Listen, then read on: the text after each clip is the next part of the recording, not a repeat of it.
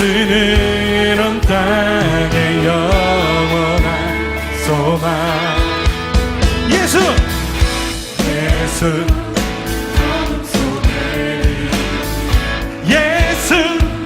변함없는 진리. 주는 온 땅의 빛이 되시네. 우리 위해 죽으시고 다시 사신 생명의 주. 주님만이 소망이요 변함없는 반석이라. 주님만이 온 세상을 비추시네. 또 죽음에서 부활하신 우리 구주 평강의 왕. 주를 믿는 모든 자의 소망 되신 주를 믿네. 아멘.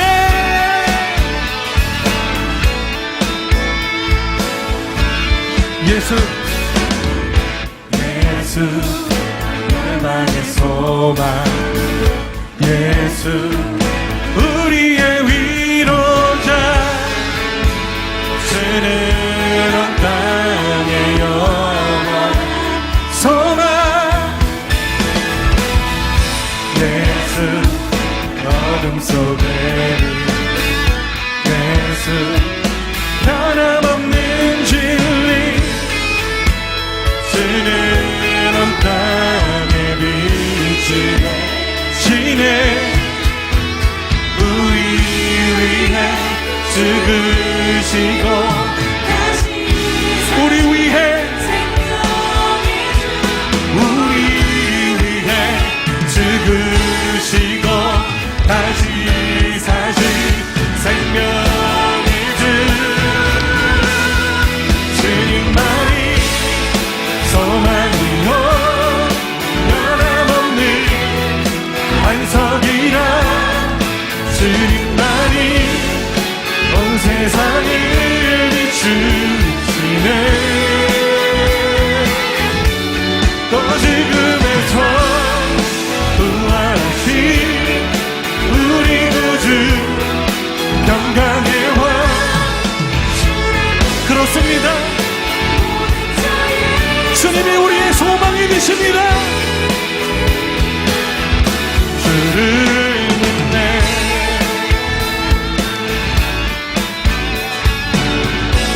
우리 믿음으로 고백하며 나갑시다. 우리 위해 죽으시고 다시 사신 생명. 우리 위해 죽으시고 다시 사신 생명의 주. 주님만이 소망이요 변함없는 반석이라. 주님만이 온 세상을 비추시네. 또 죽음에서 부활하신 우리 구주 평강의 왕. 주를 믿는 모든 자의 소망 되신 주를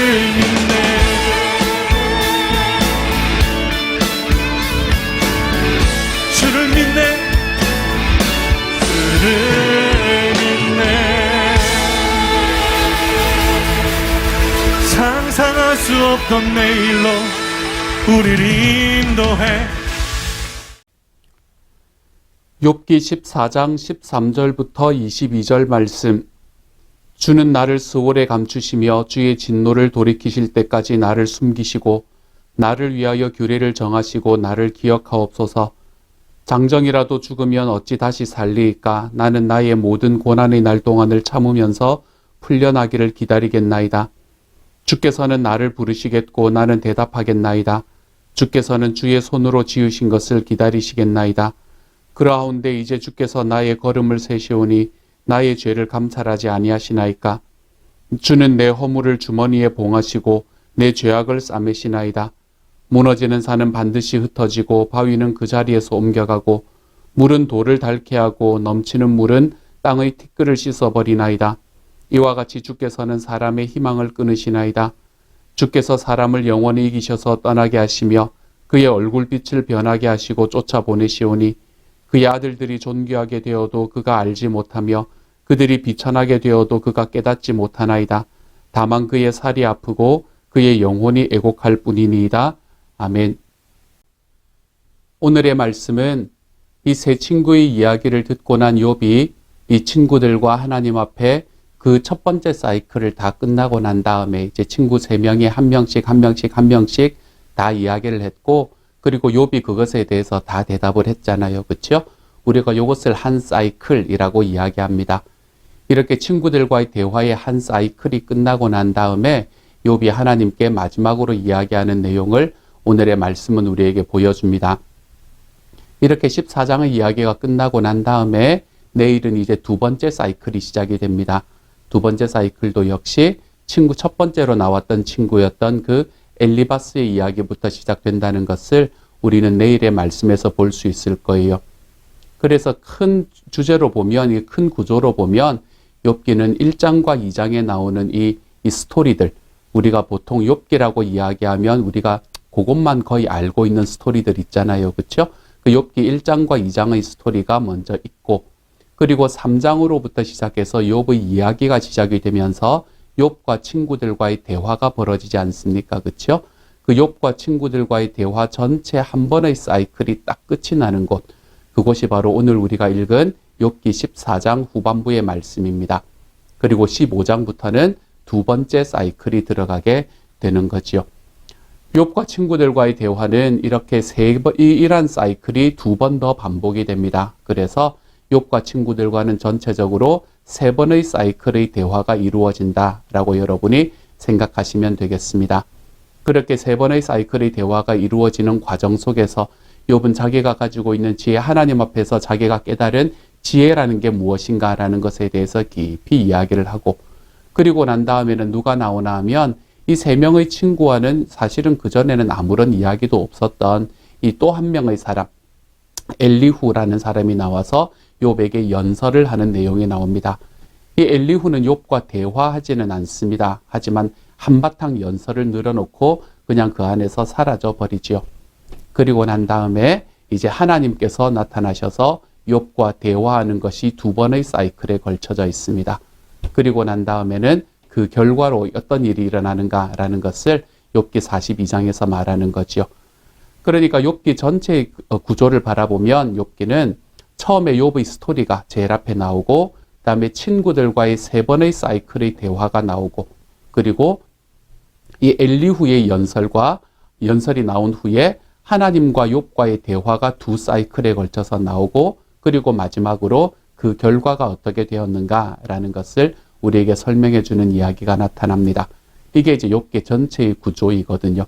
그 중에서 사실은 우리는 보통 욥기 1장, 2장, 그리고 욥기의 제일 마지막 결과, 요것만을 알고 이게 욥기의 전부구나라고 생각을 하는 경우가 대부분이지요.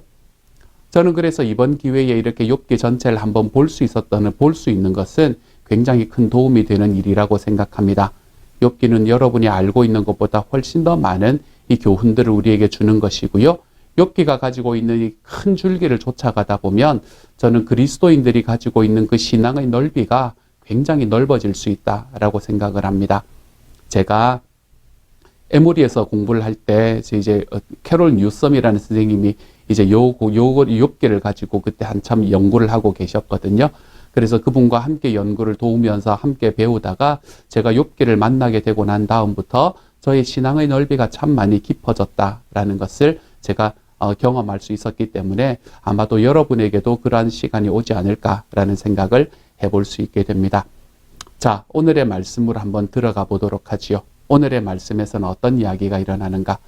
오늘의 말씀에서는 하나님에 대한 욥의 이 이 원망 또는 하나님에 대한 욥의 탄식, 이것들이 오늘의 말씀의 마지막 부분을 채우고 있습니다.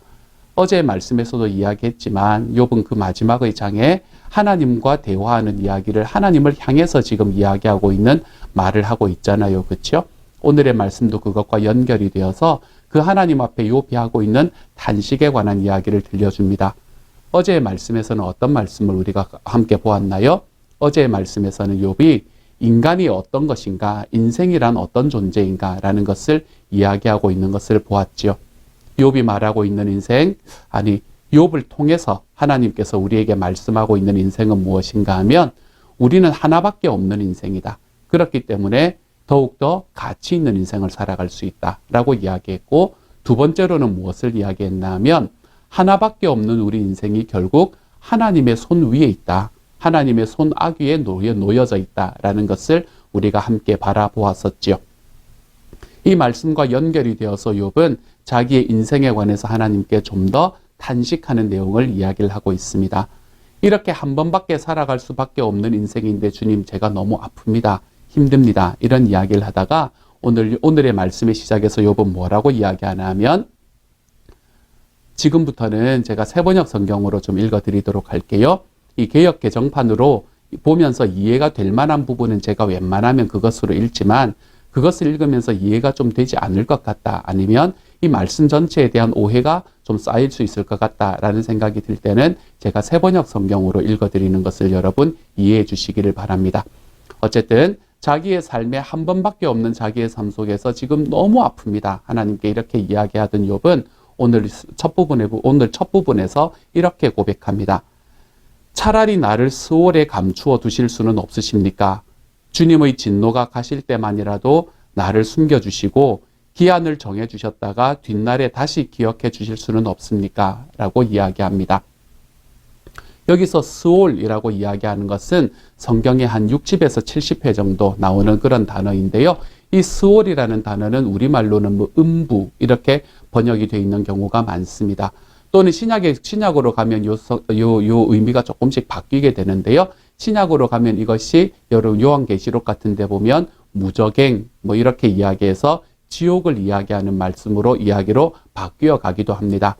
하지만 욥이 이 말을 사용했을 때는 이 스올이라는 말, 음부라는 말이 그런 의미를 이야기하는 것은 아니었습니다. 이거는 그냥 무덤 이렇게 생각을 하시면 됩니다. 사람들이 죽어서 여기 이제 대기하는 그러한 장소다, 이렇게 여러분이 생각을 하시면 돼요. 그래서 내가 무덤 속에 잠시 감추어 두실 수는 없습니까? 언제까지요? 주님의 진노가 지나가기까지. 욥은 지금 자기가 하나님 앞에 완전히 의롭다고 이야기하는 것이 아니라는 것이 오늘의 말씀에서도 분명히 드러나잖아요. 그렇죠? 욥은 하나님 앞에 나는 의로우니 라고 이야기를 했지만 욥은 하나님 앞에서 내가 완전히 의로운 사람은 아닙니다 라는 것을 계속해서 고백합니다. 오늘 이 말씀도 내가 죄가 있다는 것을 분명히 이야기하고 있는 말씀으로 읽혀지잖아요. 주님의 진노가 가실 때만이라도 나를 숨겨두셨다가 기한을 정해두시고 뒷날에 다시 기억해 주실 수는 없습니까? 저는 이 말씀을 바라보면서 욥이 가지고 있었던 굉장한 신앙을 발견합니다. 그게 무슨 신앙인가 하면 부활 신앙을 저는 발견하게 됩니다. 구약의 말씀에서는 여러분 부활에 관한 이야기가 참 드물게 나타납니다. 구약의 말씀에서는 죽은 이가 다시 살아난다. 하나님께서 하나님의 나라가 임하실 때 그 죽은 이들을 다시 살리실 것이다 라는 이 부활에 관한 이야기가 굉장히 드물게 나타납니다. 굉장히 하나님 앞에 지혜 있던 사람들이나 이런 이야기들을 할 수 있었던 것 같아요. 구약 성경에서도 이사야서 뒷부분 아니면 에스겔서 같은 데서 한두 번 정도 등장하는 것으로 이 부활에 관한 이야기는 구약에서는 잘 등장하지 않습니다. 그런데 오늘의 말씀을 보세요.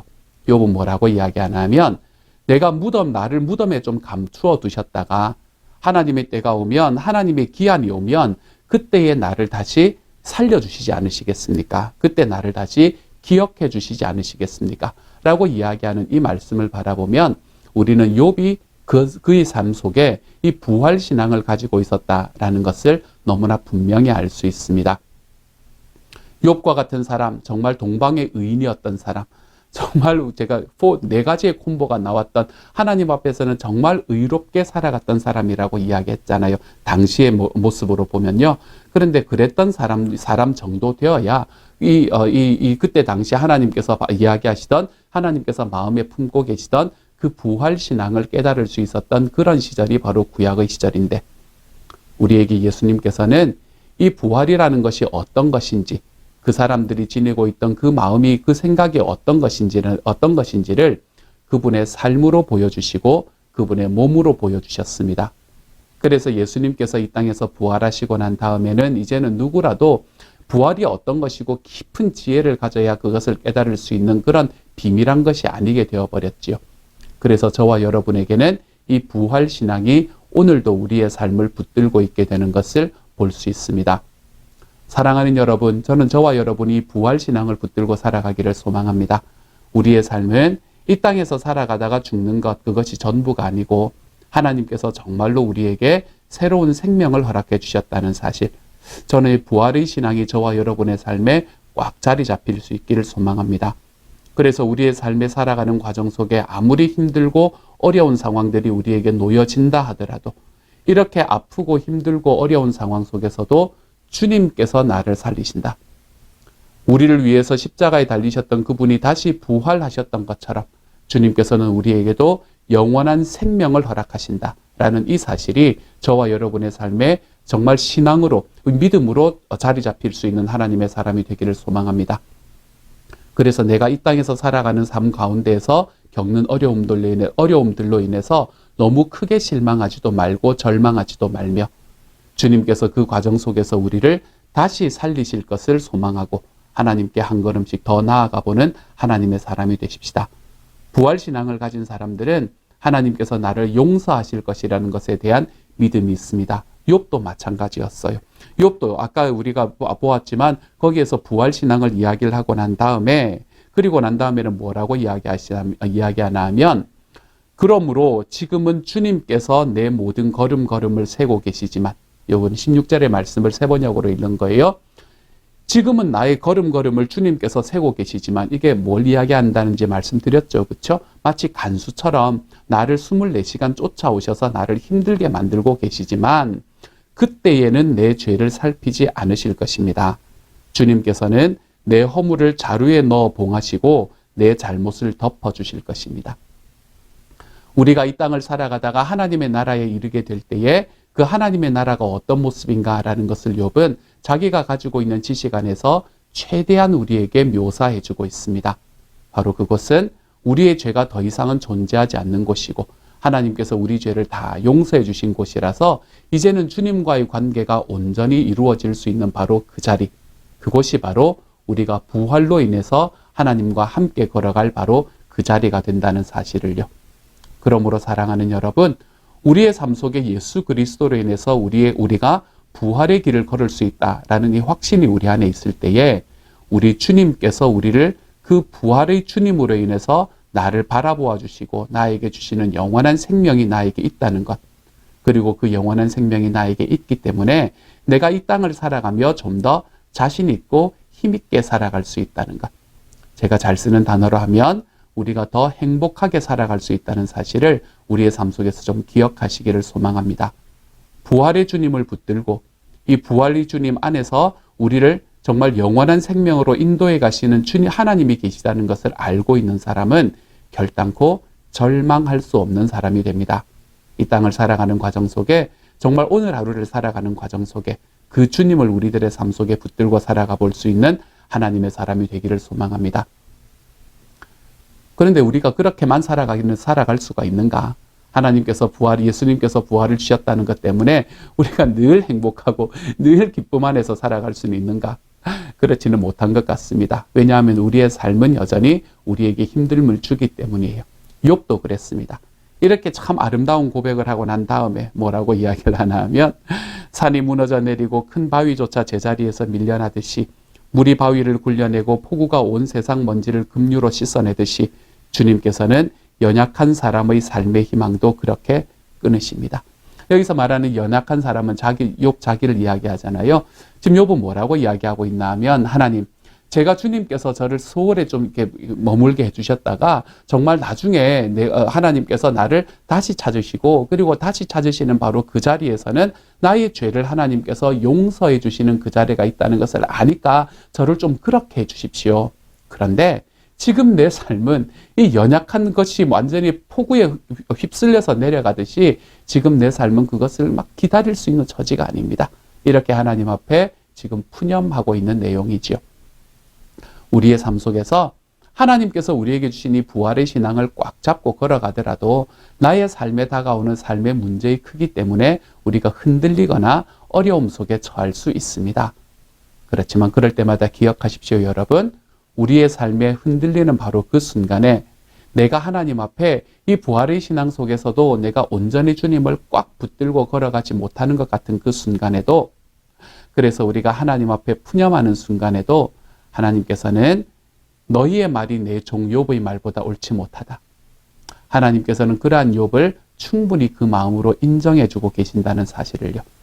그래서 하나님께 솔직하게 나아가고 주님 앞에 아플 때 아프다 이야기하며 나아가고 주님 앞에 내가 잘 이해가 안 될 때 이해가 안 된다 라고 이야기하며 나아가는 이러한 삶의 방향이 하나님께서 충분히 안아주실 수 있을 만한 삶의 방향임을 좀 기억하시기를 소망합니다. 주님의 부활의 신앙이 내 안에 있더라도 내가 흔들릴 수 있다. 그렇지만 그 흔들림 가운데에서 주님께서는 나를 지키셔서 우리 주님께서는 그 모든 것 속에서 나에게 그 모든 문제의 총합보다 크신 하나님의 능력을 보여주신다. 이것을 우리의 삶에 기대하며 우리 하나님의 부활의 능력 안에서도 내 삶의 문제 안에서 흔들리는 나를 내 주님께 또한 고백하며 우리의 삶에 다시 넘어지면 일어나고 넘어지면 일어나면서 하나님 앞에 걸어가 볼 수 있는 주님의 사람이 되어 가시기를 우리 주님의 이름으로 축복합니다. 함께 한번 기도합니다. 사랑하는 하나님 감사합니다. 우리에게 부활의 신앙을 허락하여 주옵소서. 그래서 우리의 삶이 든든하게 서게 하여 주옵소서. 하지만 아무리 든든하게 선다고 하더라도 우리의 삶에 여전히 찾아오는 우리의 문제거리들로 인해서 하나님 앞에서 죄책감을 가지지 말게 하시고 내가 이렇게 해서 어떡하나라는 것이 아니라 넘어지면 또 일어나서 하나님 앞에 또 한 걸음 디뎌내고 또 넘어지면 또 일어나고 주님 그렇게 하나님 앞에 걸어가는 이 빌립보서 3장의 말씀이 우리들의 삶에 가득하게 넘치게 하여 주옵소서. 모든 말씀 예수님 이름으로 기도드립니다. 아멘.